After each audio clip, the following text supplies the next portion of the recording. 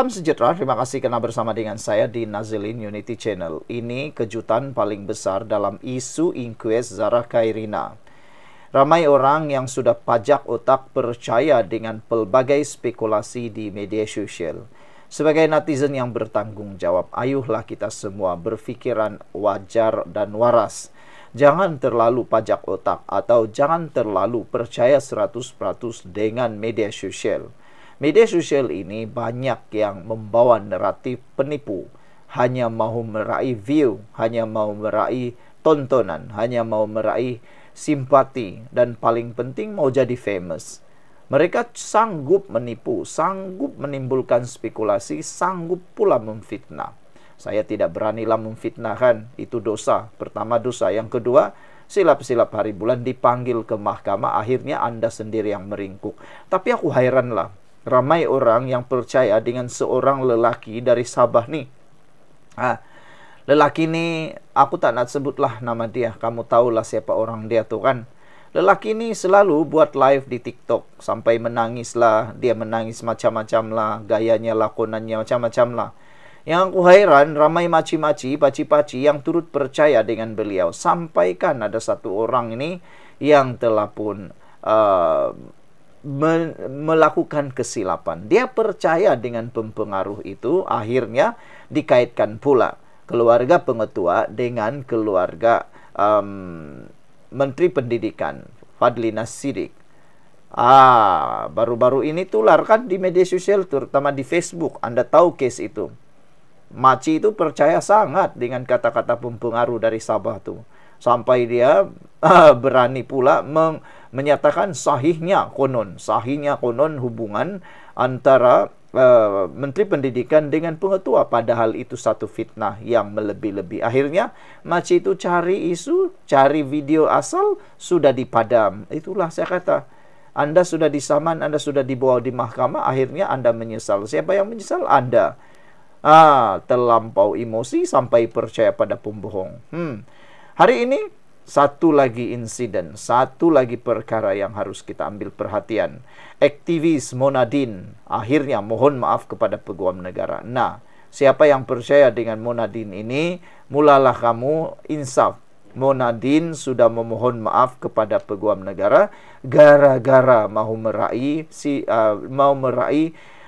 view yang terlampau-lampau. Akhirnya apa yang dia buat, terpaksa memohon maaf dengan Peguam Negara. Aktivis C. Monadeen atau nama Facebooknya Monadeen membuat permohonan maaf secara terbuka kepada Peguam Negara selepas didakwa memuat naik hantaran bersifat menghina mahkamah berhubung prosiding inquest kematian Zara Khairina Mahathir. Sebelum kita teruskan ulasan ini, jangan lupa tinggalkan komen Anda dan izinkan saya perkenalkan dulu, ini terapi imun Transfer Factor for Life. Terapi imun yang meningkatkan daya imun badan kita sehingga 400%.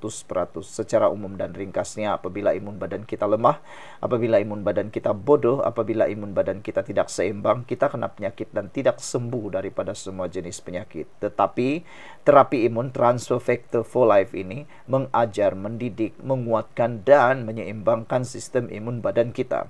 Apabila imun badan kita sudah jadi kuat, bijaksana dan seimbang, imun badan itulah yang akan menghancurkan akar penyakit yang bertumbuh di dalam tubuh badan kita. Apabila akar penyakit itu dihapuskan oleh imun badan kita sendiri, kita sembuh daripada semua jenis penyakit. Dan terapi imun ini juga menyeimbangkan imun badan kita supaya imun badan tahu mana satu lawan, mana satu kawan dalam tubuh kita. Produk ini, Transfer Factor for Life, terapi imun ini, lulus KKM halal, diperakui oleh dokter-dokter di seluruh dunia. Cepat dapatkannya sebelum Anda kerugian. Mungkin ini jawaban kepada doa Anda selama ini.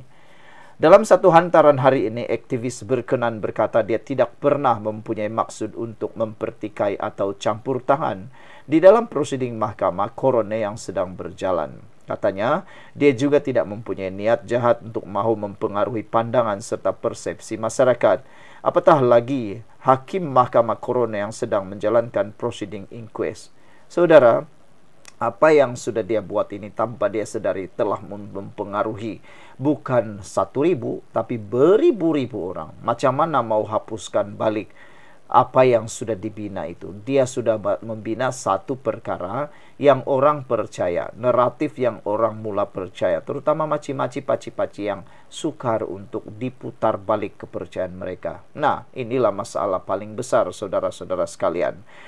Kata beliau lagi, saya berjanji untuk tidak lagi membuat sebarang hantaran yang boleh mengganggu sistem keadilan dan menghina mahkamah, katanya. Justru itu, saya telah pun memadam posting berkenan pada 13 September 2025 jam 6.18 petang, katanya lagi. Sekian untuk kali ini, jangan lupa tinggalkan komen Anda, tekan butang subscribe. Bye-bye. Salam sejahtera, terima kasih karena bersama dengan saya di Nazilin Unity Channel. Akhirnya hari ini tiba-tiba pula timbul spekulasi untuk memutar belit dan cuba untuk mengalihkan perhatian kemelut yang berlaku dalam Perikatan Nasional. Ada yang menganggap laporan Mufakat Nasional gagal kerana komplot Anwar Zahid. Laporan ini hanya satu sandiwara drama wayang kulit yang mahu mengalihkan perhatian netizen, pengundi rakyat Malaysia terhadap isu pergaduhan yang berlaku di dalam Perikatan Nasional.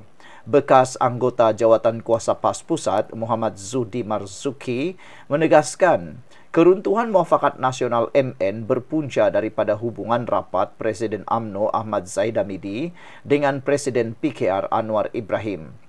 Apabila kenyataan beliau nyatakan ini tular di media sosial, ramai netizen yang mula mengecam kenyataan ini. Mereka kata, kamu hanya cuba cari alasan untuk memperbetulkan, untuk menghalalkan tindakan PAS mengkhianati parti UMNO. Itu saja yang kamu tahu, kata netizen. Sebenarnya alasan ini tidak boleh diterima sama sekali. Kerana sebelum Anwar dan Zahid Hamidi berkawan ataupun dalam Pakatan Kerajaan Madani, belum ada pun isu mereka bersama yang ada dalam Mufakat Nasional ketika itu. Belum pun ada pakatan antara Zahid dan Anwar. Pakatan hanya wujud selepas berlakunya kekosongan ataupun berlakunya tergantungnya kerajaan, kerana tiada satu pun gabungan yang menjadi majoriti dalam pilihan raya umum ke-15 yang dulu. Jadi, kalau PAS kata hubungan rapat itu boleh kata satu spekulasi yang tidak tepat. Kerana kerajaan perpaduan ini hanya muncul, hubungan rapat antara Anwar dengan Zahid hanya muncul selepas pilihan raya ke-15. Jadi, siapa sebenarnya yang cuba putar belit? Menurut beliau, kegagalan itu bukan berpunca daripada kesilapan PAS seperti yang didakwa oleh Setiausaha Agung UMNO, Ashraf Wazdi Dusuki. Itulah kan. Ramai yang cuba putar belit sana-sini, cuba menyelamatkan diri. Kalau sudah terbongkar, disitulah salahkan orang. Ramai netizen kata PAS memang sudah begitu sifatnya, akan salahkan orang kalau orang buat salah, kalau dia buat betul, kata netizen. Sebelum kita teruskan ulasan ini, jangan lupa tinggalkan komen Anda dan izinkan saya berkongsi kepada Anda semua. Ini terapi imun Transofector for Life. Terapi imun yang meningkatkan daya imun badan kita sehingga 400% secara umum dan ringkasnya.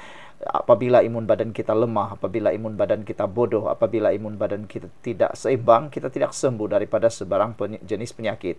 Tetapi terapi imun ini mendidik, mengajar dan menguatkan imun badan kita serta menyeimbangkan imun badan kita.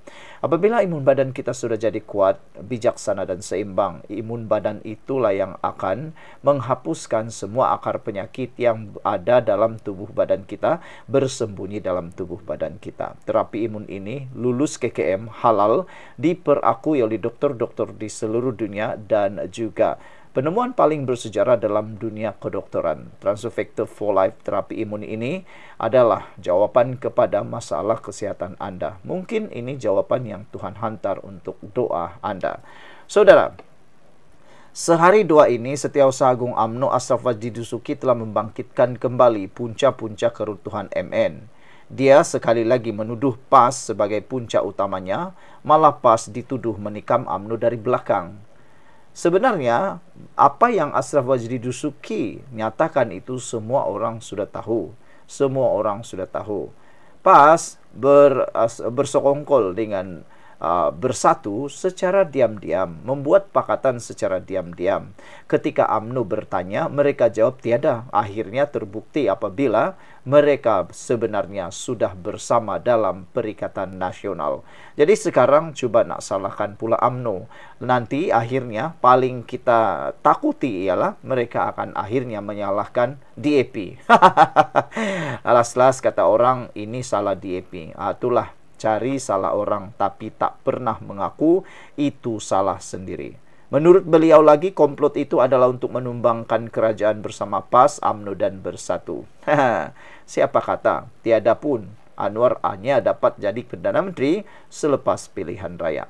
Tiada pun komplot itu. Yang ada, Anwar Ibrahim menandatangani MOU dengan Ismail Sabri Yaakob. Itu saja. Dia tak sibuk untuk tumbangkan cukup jumlah dan sebagainya.